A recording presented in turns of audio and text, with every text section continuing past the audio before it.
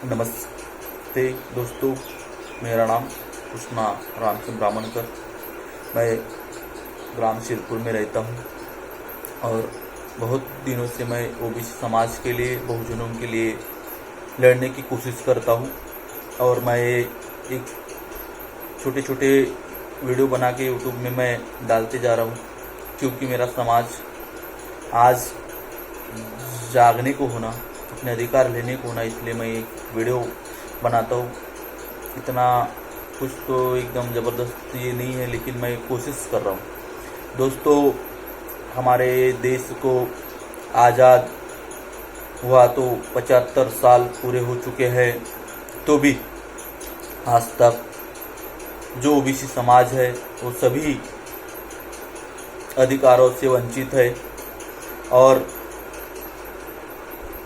भारत में 1950 से संविधान जब लागू हुआ, तब से भारत में संविधान में 340 कलम ओबीसी समाज के लिए लिखी है, लेकिन आज तक हमारा ओबीसी समाज 10% छोड़ के आज तक ओबीसी समाज संविधान को समझ नहीं पाया है। इसलिए हमें हमारे अधिकार का कुछ पता नहीं चल रहा है मेरे दोस्तों। लेकिन ये ज़माना, ये देश हमारा है। इस देश में सभी टैक्स, सभी पैसे हम जो मेहनत करते हैं वो हमारा हिस्सा इस सरकार के पास जाता है।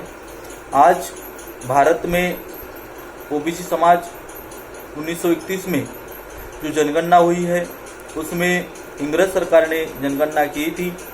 उस जनगणना में ओबीसी समाज भारत में 52% है, ये तय हुआ था। तो साथियों, देखो, ये भारत देश हमारा है। हमारे इस भारत देश में हमें 52% जब अधिकार मिलेगा, तब हमारे को क्या होगा। हम इस देश में 52% जब अधिकार ओबीसी समाज को मिलता है, तो हमारे 52 कलेक्टर रहेंगे, 52 न्यायाधीश रहेंगे, 52 सीओ रहेंगे, 52 कलेक्टर रहेंगे। ये सब कुछ हमारे लोग 52% होना चाहिए। लेकिन भारत में 75 सालों में ऐसा कुछ नहीं हुआ कि ओबीसी समाज को कुछ नहीं मिला है। कुछ दायरे हैं, कुछ सरकार की जो नीतियां है या सरकार के डिपार्टमेंट है, उसकी बात करें तो हमारे समाज को एक भी जगह नहीं है। ओबीसी वहाँ कॉलम में देखो तो 0 है। तो भी हमारे जो ओबीसी हैं, वो ओबीसी लोग सबसे ज़्यादा रहने के बाद उन्हें सब अधिकारों से वंचित किया जाता है। ये क्यों हो रहा है, इसका हमें विचार करना चाहिए। हमें हमारी हिस्सेदारी 52% चाहिए, लेकिन नहीं मिल रही है। इसके बारे में हम कभी सोच नहीं रहे हैं कि क्यों नहीं मिल रही है। इसके लिए हमें सोचना है। ये देश का हमारा है। इसलिए आज देखो मेरे दोस्त, आज जो समाज 3.5% है, उस समाज ने 80% हिस्सेदारी ले रखा है। संपत्ति, शिक्षण, राजनीतिक, व्यापार, ये सब में उनका ही हाथ ज़्यादा है। उन्होंने हमारे को सब गुमराह करके ले चुके हैं। तो आपको एक मैं उदाहरण के तौर पे बता रहा हूँ कि एक बाप है, उस बाप के 2 लड़के हैं। तो जब अभी बंटवारे की बात आती है, तो आज तक के आपको मालूम होगा मेरे दोस्तों कि 2 भाई है, और दोनों भाई, वो एक भाई को 1.5 एकड़ और एक भाई को आधा एकड़ जमीन बंटवारा होती है। ऐसे कभी आपने देखा क्या? नहीं ना। तो ये भारत देश में जो संविधान बना है, उसमें भी सब जातियों के लिए जो लिखा है, और ओबीसी समाज भारत में बहुत बड़ा है और उसका डेवलपमेंट होना चाहिए, उस हिसाब से नहीं हुआ है। इसलिए उसमें संविधान में 340 कलम लिखी है।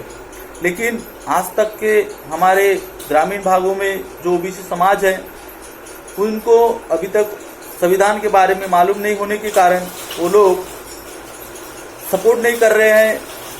आज हमारे जो दलाल बैठे हैं, जो ओबीसी नेता है या बहुजन के नेता है, वो सिर्फ बीजेपी कांग्रेस के इसमें रह के अपनी गुलामी सह रहे हैं और नीचे स्तर में धार्मिकता बढ़ा के उन लोगों को गुलाम कर रहे हैं। इसलिए मेरे दोस्तों, ये ओबीसी समाज जी से जागेगा उस दिन ये देश का इतिहास बदलेगा। इसलिए हम जो कोशिश कर रहे हैं इसके लिए हमें साथ दो। हम जरूर कुछ हासिल करने के लिए, हमारे थोर पुरुषों ने जो लड़ाई लड़े उसके लिए आप मदद करो। और आज दिन ऐसा आएगा कि हमारा समाज जाग के सब 52% जो अधिकार है वो हमें मिलेंगे। उसमें हमारे सीओ रहेंगे, हमारे कलेक्टर रहेंगे, हमारे राजनेता रहेंगे, हमारे व्यापारी रहेंगे, हमारे को बैंकिंग सेक्टर की हिस्सेदारी मिलेगी, सब कुछ मिलेगा। लेकिन इसके लिए हमें जागरूक होना पड़ेगा, लिखना पड़ेगा, पढ़ना पड़ेगा और ये आगे बढ़ना पड़ेगा। इसलिए दोस्तों, आप हमें सहयोग करो। एक दिन जरूर आएगा कि हमारा देश में जो ओबीसी को 75 साल में कुछ नहीं मिला है वो आगे मिलेगा। इसके लिए हम सब एकजुट हो जाएंगे और आगे बढ़ेंगे। जय संविधान, जय भारत।